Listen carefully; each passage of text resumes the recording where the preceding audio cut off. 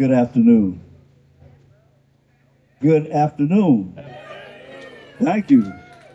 Don't make me nervous here. I know we are few in numbers, but doesn't mean that we can't have a good time. Okay? How many of you all were here last year?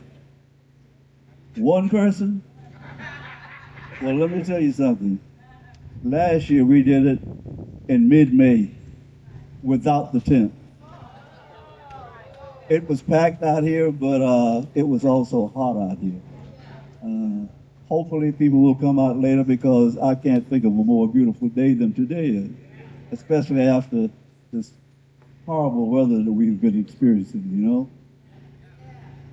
Welcome to the second annual Jazz Festival sponsored by the African American Museum of Arts.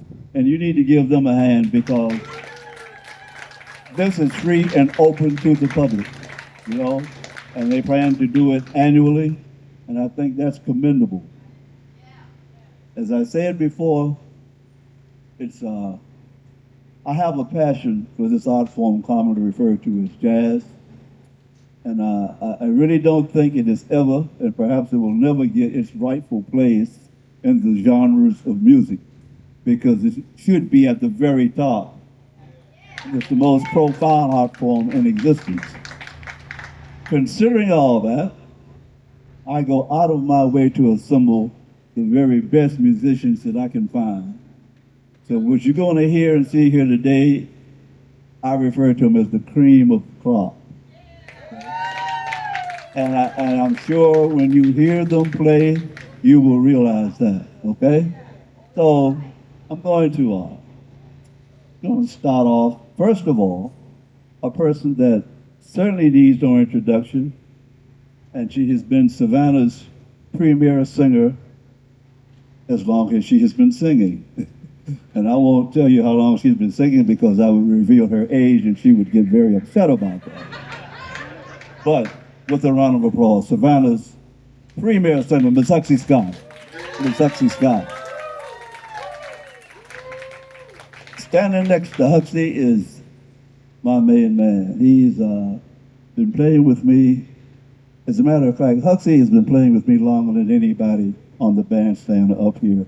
And I won't tell you how long that's been. But the next person is the guy standing next to her, playing flugelhorn and trumpet.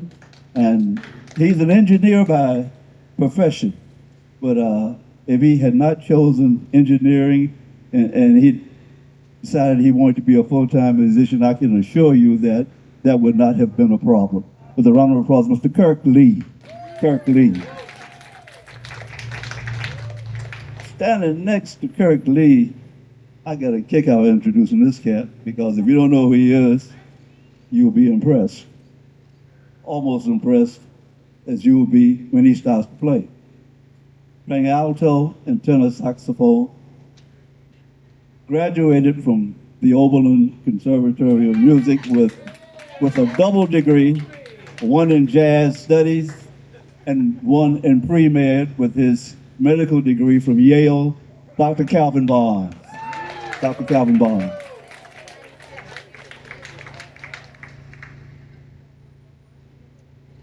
Holding up,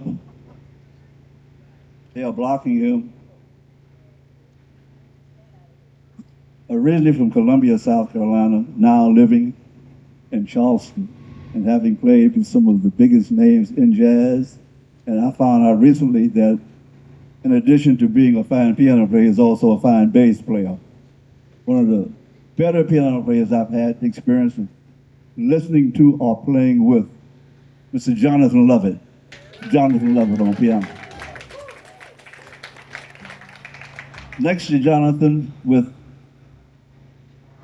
what is that instrument that guy's holding? What is that called? Right here. What?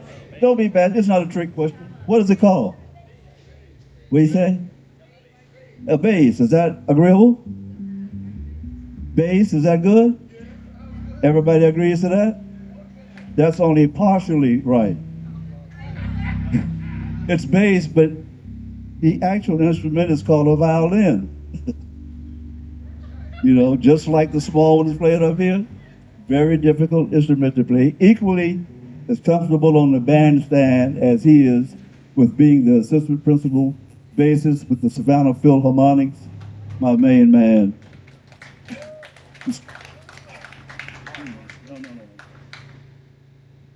Wow, excuse me, I'm having some phone problems here. Okay, I'm all right. On bass, violin, Mark Chesano. Mark Chesano. And I normally introduce this guy first, sitting next to Mark on the drums. He is the youngster in the group, and he is my first call if I need a drummer because he gives me what I want, what I need on drums. Mr. Robert Saunders. Robert Saunders.